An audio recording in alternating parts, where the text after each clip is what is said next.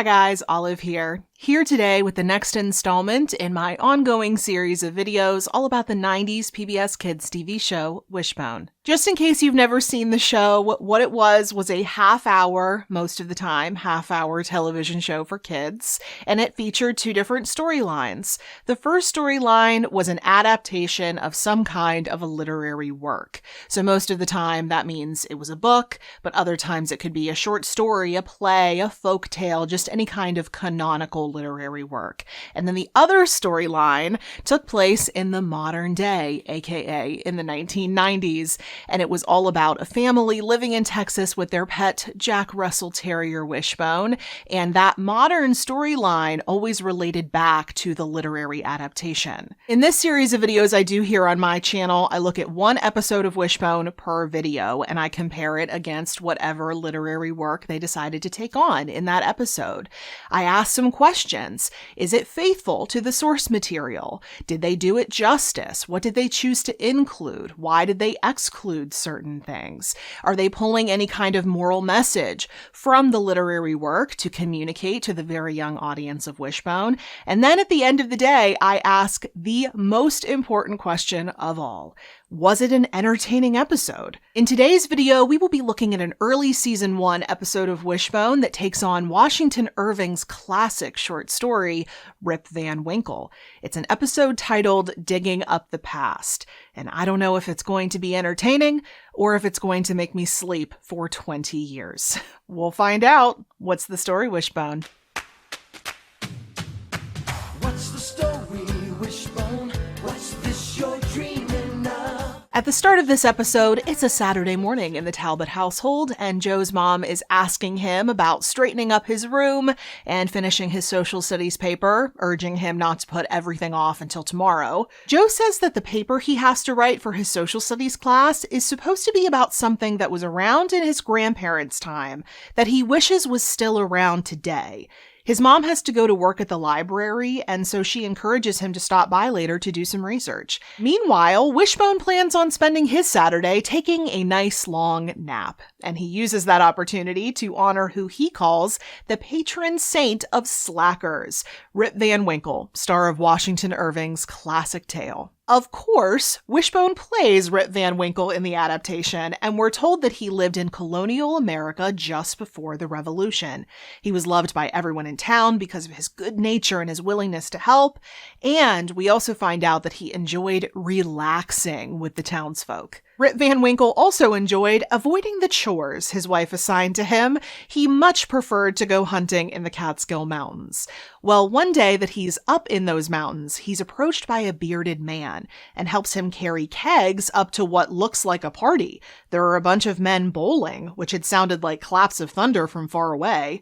Rip starts playing with them and samples their cider, which must have been quite strong since he, falls asleep shortly after. Wishbone waits outside while Joe is inside of the library, and both Joe and his mom Ellen get greeted by an out-of-town visitor, Dr. Thelma Brown. She's a woman who grew up in Oakdale decades ago. She moved away to practice medicine in Chicago, but she has just come back for a visit.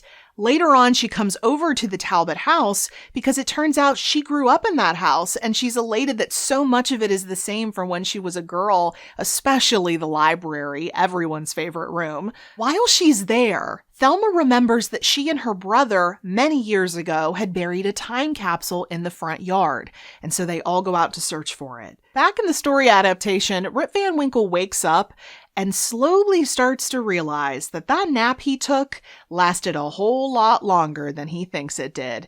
He now has a beard, everything in the town has changed. All of a sudden, saying you're a loyal subject of the king can get you into some serious trouble, and no one in the town seems to know him, when previously everyone did.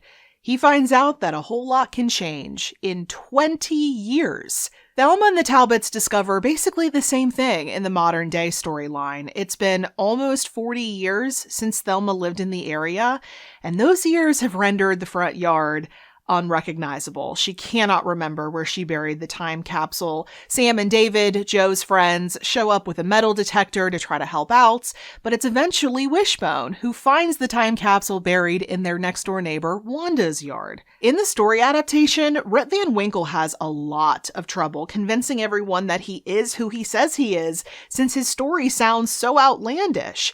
But then he finds his daughter, who was young when he fell asleep but is now a grown woman. She recognizes him, and the town historian recognizes him as well, proving to everyone that yes, he is indeed Rip Van Winkle. And then finally, the whole crew looks inside of that time capsule and finds all sorts of goodies. Marbles, pictures, a copy of the newspaper from the day that the time capsule was buried, and a program for a baseball game held in 1929. Apparently, there used to be a baseball team in Oakdale, and when Joe says he wishes that team was still around, Ellen suggests that he write his social studies paper on that topic and interview Dr. Thelma Brown in order to get the information he needs. Okay, let's talk about this episode. Like I said at the start of this video, this is an early episode of Wishbone. This was episode number 9 of the first season, and of those first 9 episodes, I've now discussed 8 of them in this What's the Story Wishbone project, and so I'm on solid ground when I say that in these early episodes, they were definitely still finding their footing. That being said, I do think this was a decent episode of Wishbone. It's definitely one of the more simple ones that I've seen. I mean, they get pretty ambitious in this show. They covered the Count of Monte Cristo, which is still a fact that just astonishes me. But I think they were right to make this one pretty simple, especially because the source material is so sparse. I mean, Rip Van Winkle is a very short story. And they kept this episode pretty faithful to the text. All the basics are there. Some scenes are there word for word. I really liked that they included the scene where Rip Van Winkle wakes up, comes back to the town, declares his loyalty to the king, not realizing that the American Revolution had happened while he slept. That's a very entertaining scene, and I think it would make this episode very appropriate to show in a classroom when the kids are learning about the American Revolution. One thing they did leave out of the episode, that I'm actually really glad they left out of the episode, is Dame Van Winkle, Rip's nagging wife. Rip Van Winkle is extremely lazy, and when he's not being lazy, he's doing things that he doesn't need to do, like helping other people or going off hunting in the woods. Like, he needs to be there for his wife and children, and when his wife has the audacity to remind him of his responsibilities, somehow she's a nagging harpy? If my husband acted like that, I would be nagging him too. Thankfully, I have an amazing husband, so I don't have to do that. But never for one second did I think that Dame Van Winkle was out of line, trying to get her husband to step up to the plate, accept responsibility for the family that is equally his.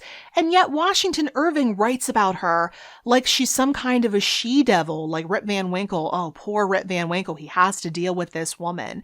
And then when Rip Van Winkle wakes up and finds out that in the 20 years he was asleep, his wife died, he's relieved.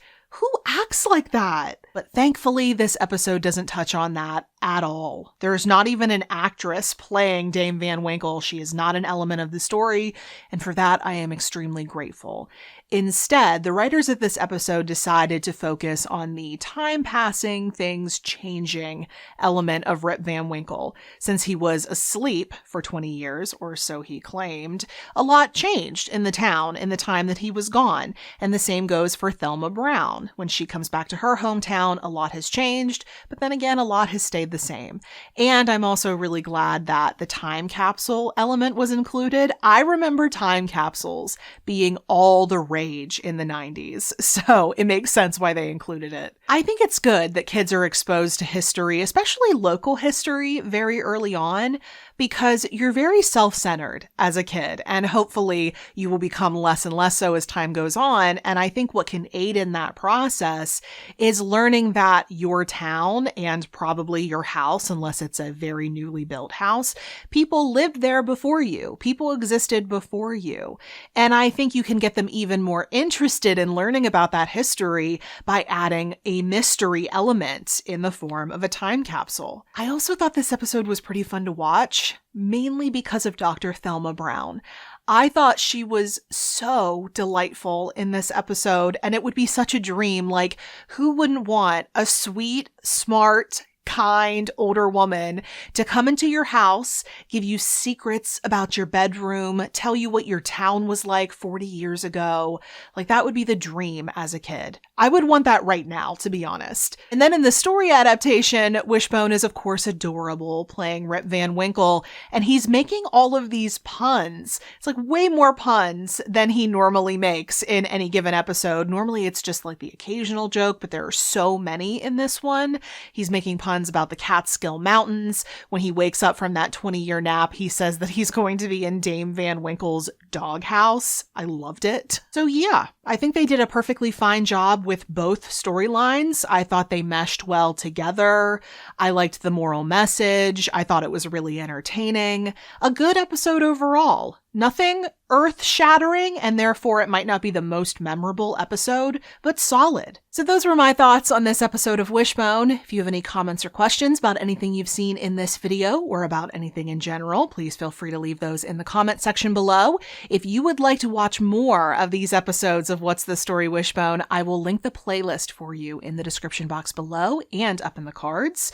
And if you would like to keep up with what I'm reading and writing about right now, you can find me on a variety of places around the internet, and the links to all of my profiles will be at the bottom of the description box below. Thanks so much for watching. Hope you're having a wonderful day. I will see you in the next video. Bye.